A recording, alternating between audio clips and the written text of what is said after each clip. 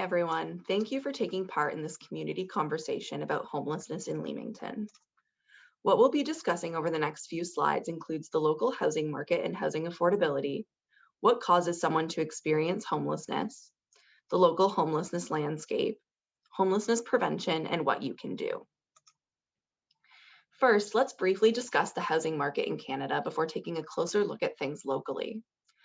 27 years ago, in January 1994, the federal government canceled new long-term investments in social housing. This meant provinces were left to pick up the pieces after the Canada Mortgage and Housing Corporation faced a budget freeze at $2 billion and no longer built supportive housing. Not only did this mean that Canada became one of the few developed nations without a national housing strategy, but it also meant that many vulnerable people would be at risk of inadequate housing and homelessness. According to a press release from the Advocacy Centre for Tenants Ontario, the decision by the federal government to stop funding new housing units has left a noticeable gap in the number of adequate, affordable homes available for low-income people.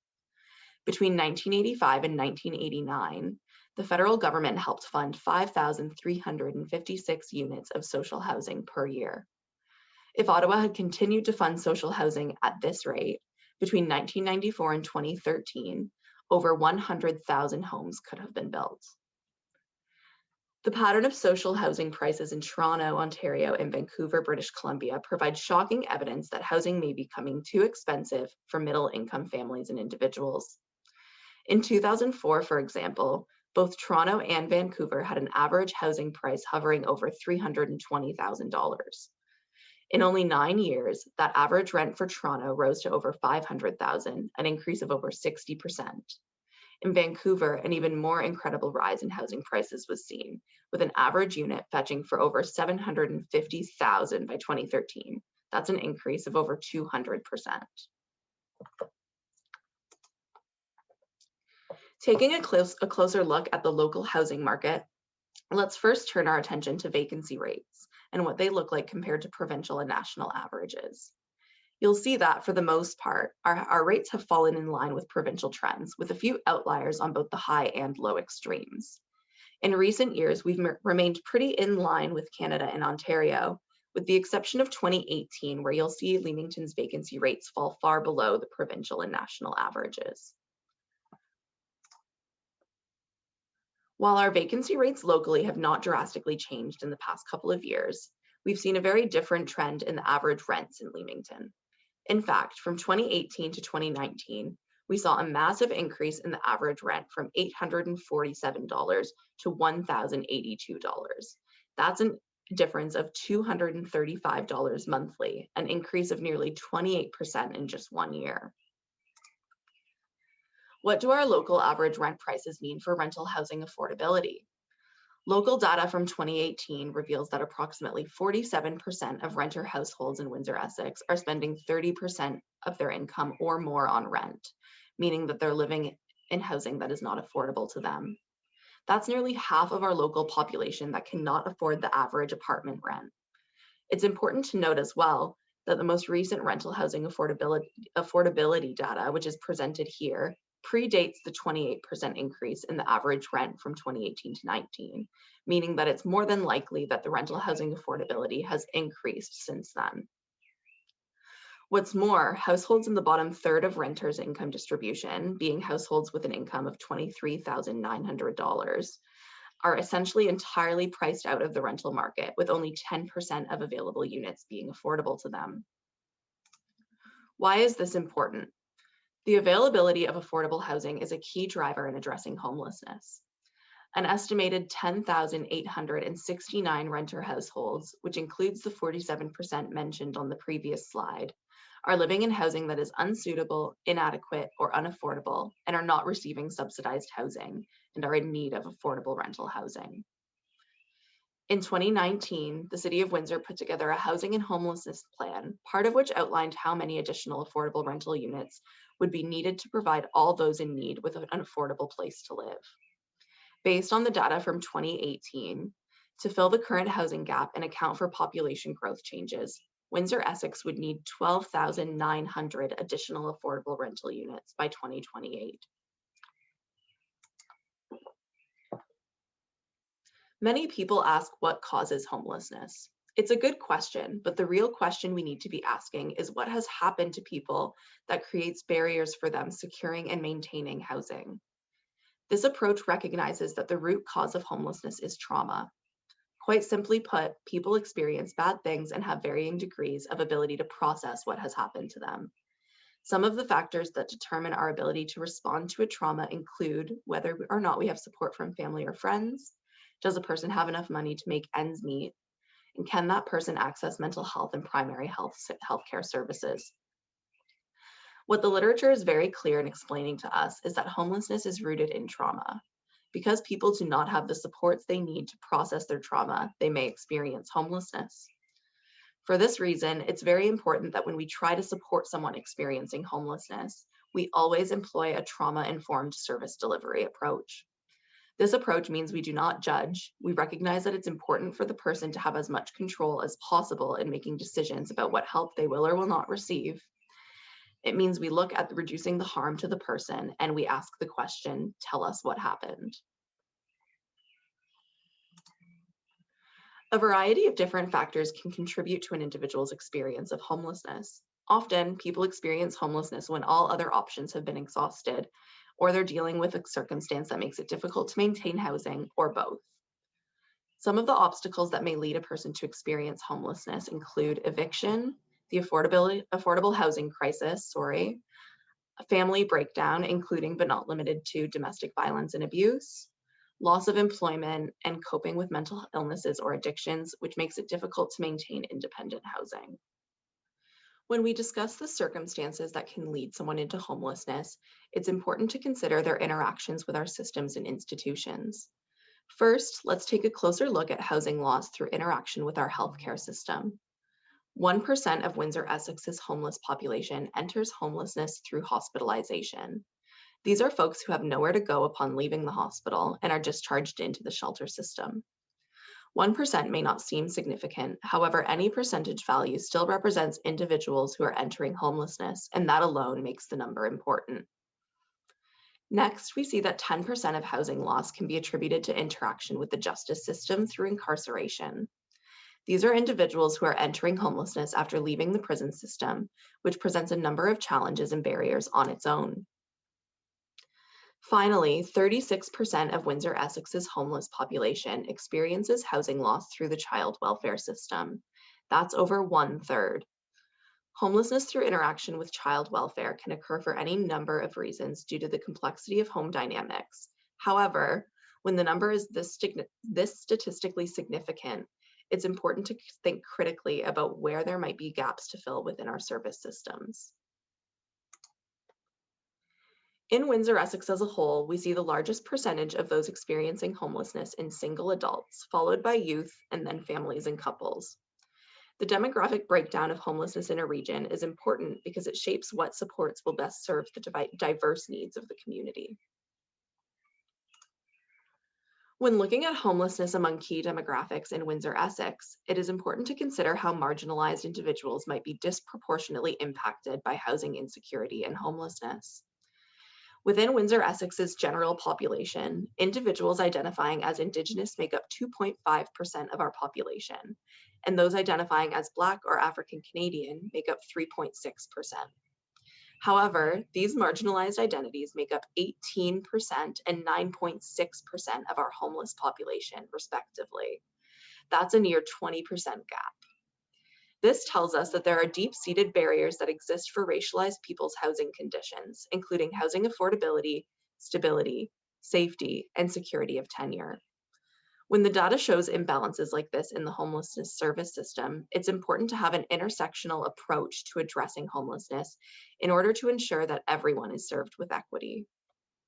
Navigating the homeless experience in the county is vastly different from homeless life in the city. With no shelter or emergency housing options in Leamington, those who don't have friends or family to stay with are left without a reliable place to seek shelter in the immediate area and a lack of transitional units or affordable housing options. Also primarily located within the city are most direct homelessness services, which have limited outreach capacities in the county. This makes it difficult for people to access the supports that they need. What's more is that the inaccessibility of transportation to and from the city adds another barrier to accessing homelessness services and shelter. With support systems, jobs or school, and other elements of a person's everyday life being located in one area, how can we expect people to move 45 minutes away from their entire lives without a reliable way to get back and forth? This is just a glimpse at the barriers and gaps to accessing supports that exist for homelessness experiences in the county.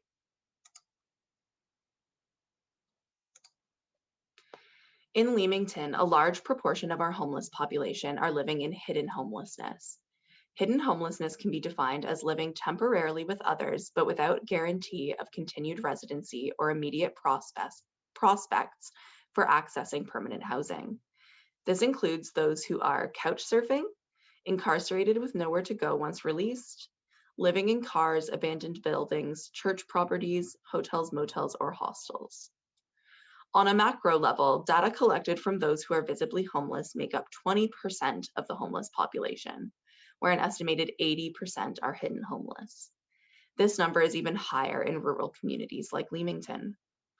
On a micro level, our understanding of those who experience hidden homelessness, their unique lived experience, and day-to-day lives is also limited. The data we have suggests that this population often do not use traditional homelessness services.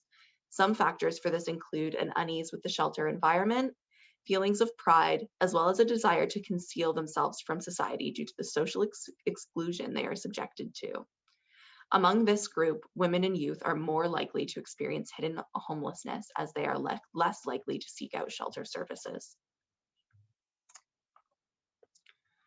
If we look at Windsor-Essex as a whole, we can pull data from the 2018 point-in-time count.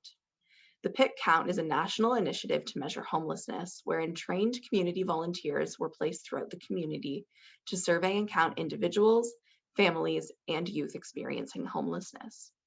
The volunteers surveyed people experiencing homelessness in shelters, on the streets, and at other community service agencies that support individuals experiencing homelessness. A few important findings from the 2018 point-in-time count were, first, on any given night, 208 people were experiencing homelessness in the Windsor-Essex area. 74% of respondents had experienced homelessness for the first time between the ages of 13 to 18. 13% of those that had experienced 6+ months of homelessness in the past year had also experienced 3 or more separate episodes of homelessness, demonstrating a cycling of housing to homelessness scenarios. Finally, 64 single adults were identified as experiencing chronic homelessness, which is continuous homelessness for 6 months or more. So what does the data look like in Leamington? As it stands, there is a lack of reliable data on homelessness in Leamington. A large portion of our homeless population being hidden, coupled with a lack of coordinated services in the county, means these individuals don't often connect with the right people to be counted or considered in standard data collection methods. That's why the Leamington Homelessness Project is working on a coordinated surveying initiative with existing services in Leamington to try and connect with individuals experiencing homelessness and housing insecurity in our community. Not only will this allow us to better understand the landscape of homelessness in Leamington in terms of numbers, but it will also shed light on the gaps and barriers to exiting homelessness in our area. Once we have reliable data, we can use it to implement stronger supports and services for a made-in Leamington solution to ending homelessness. For more information on this, please stay tuned with the South Essex Community Council social media pages. Now that we've discussed lofty goals of ending homelessness, let's talk about the cost of homelessness. You can see that investing in ending chronic homelessness makes good economic sense. Sheltering someone temporarily at a shelter can cost almost $2,000 a month, and incarcerating someone in a provincial or federal prison can cost almost $4,500 a month. The most expensive housing would be a hospital bed at a cost of almost $11,000 a month. The reality is, many people who experience homelessness do spend significant amounts of time in shelters, prisons, or hospitals. You can see from this slide, investing in social housing is a very affordable option and on average costs less than $200 a month to house someone. You see, people that experience prolonged periods of homelessness in their life, We would define this type of homelessness as chronic, use 60% of our social service system resources. If we can actually serve people earlier and better, not only can we decrease cost, but research shows that preventative measures and early intervention for homelessness are more effective in keeping people out of precarious housing conditions in the long term. So what does homelessness prevention look like? First and foremost, it means moving away from a homelessness service model that puts emergency response at the center of its service delivery. It aims to move towards a system that puts preventing people from becoming homeless in the first place at the forefront.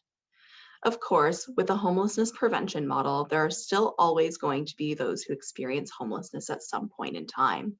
However, the goal is that this number is significantly lower. For those who do slip through the cracks, an ideal system would have emergency responses in place with a focus on accommodation and wraparound supports. We discussed what causes homelessness a bit earlier, but let's unpack that idea a bit further. For any given individual, homelessness is usually the result of a cumulative impact of a number of factors rather than a single cause. These factors and the interplay between them not only help us understand the factors that put people at risk of homelessness, but also point to where our preventative efforts must lie. First, structural factors are broad systemic, economic, and societal issues that affect opportunities, social environments, and outcomes for individuals. This can include things like poverty, discrimination, a lack of affordable housing, and the impact of colonialism on Indigenous peoples. Next, systems failures can contribute to homelessness through inadequate policy and service delivery. This occurs when individuals and families experience barriers to accessing public systems, failed transitions from institutions, and gaps within nonprofit sectors and agencies. Finally, individual and relational factors refer to the personal circumstances that place people at risk of homelessness. This includes things like crises, housing insecurity, personal and relational problems, trauma, and persistent and disabling conditions. So what does this all mean in terms of addressing homelessness through prevention methods? Understanding the risks and causes of homelessness provides a starting place to consider where legislation, policy, and practices can contribute to prevention. Rather than a top-down approach, government and institutions must support local and community-based services to implement interventions for those at risk of homelessness and adapt and implement policy based on local needs and context. The relevant community-based service providers that can impact homelessness prevention exist both within and outside of the homelessness sector. In countries that have had the greatest success with homelessness prevention, specific prevention interventions are embedded within broader models of systems integration, where all orders of government play a role, where the drivers of homelessness are addressed, and where collaboration between different departments and institutions is not only desired, but necessary. So why is it important to talk about homelessness? Without a safe and stable place to call home, it is impossible for an individual to meet their basic physiological needs of food, water, warmth, and rest, as well as their safety needs. Housing is absolutely a basic need, and when it goes unmet, it presents insurmountable barriers for meeting the other needs in a person's life. Once we understand housing as a basic need, we can acknowledge it as a right that everyone should be entitled to. There are a lot of stereotypes surrounding homelessness, and my hope is that this presentation has helped to break some of those down and shed light on the complexities of the homelessness experience. If you want to take steps to break down homelessness stereotypes in your everyday life, here are some things to think about. First, recognize that having a space to live is a basic human right. Understand the root causes of homelessness. Do not define someone by their living situation. Recognize housing as a right, recognize that there is a shortage of affordable housing, and recognize that housing is seen as a commodity. Here are a few things you can do locally to help take action on addressing homelessness. First, you can follow along with the remainder of the Leamington Homelessness Awareness Campaign on the South Essex Community Council's social media pages. You can donate food, clothing items, or camping supplies to organizations working with those who are experiencing homelessness, who are more likely to interact with these individuals, especially when they're experiencing hidden homelessness. And you can advocate to local representatives at all levels of government for homelessness prevention initiatives, affordable and supportive housing. Thank you so much for tuning in for this presentation and contributing to the conversation on local homelessness in Leamington. If you have more questions, you can reach out to me, Alyssa Enns, the project leader for the Leamington Homelessness Project at ans@secc.on.ca. I'd be happy to continue this conversation with you and answer any questions you still have. Finally, we would also love your feedback on this presentation. If you could take 2 seconds to fill it out below, you'll find a presentation linked right down there, and we would really appreciate your feedback on this education initiative. Thank you so much. Have a great day, and thank you so much for paying attention and contributing to a very important conversation locally. And if you would like to follow along with the rest of the campaign, you can follow us at the South Essex Community Council.